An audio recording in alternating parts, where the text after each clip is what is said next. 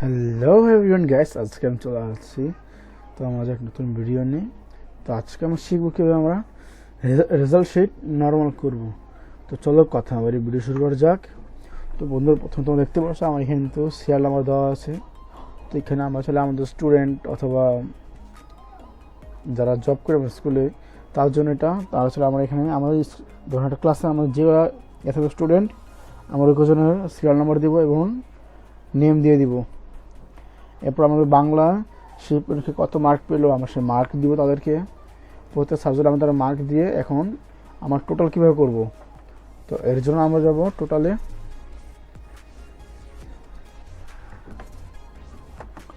টোটালে গিয়ে ইকুয়াল যোগ যোগ আবার ম্যাথ ক্লিক যোগ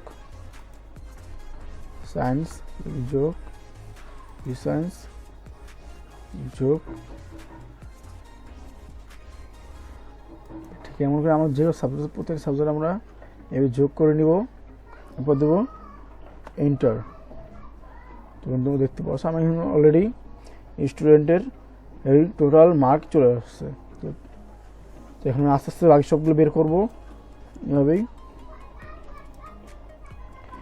ইকুয়াল প্লাস যোগ যোগ যোগ, প্রত্যেকটা একটা করে যোগ করবো।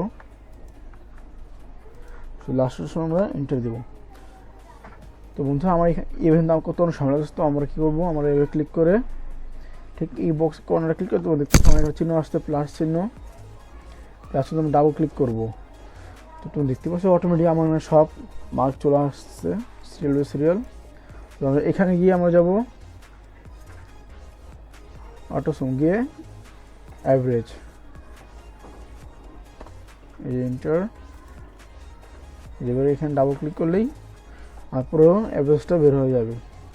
তো বন্ধুরা, তোমরা যারা নিত্য নতুন ভিডিও জানতে চাও ভিডিওটি লাইক করে চ্যানেল সাবস্ক্রাইব করার পাশে থাকবে। ধন্যবাদ, থ্যাংকস ফর ওয়াচিং। দেখা হচ্ছে আবার পরবর্তী ভিডিওতে।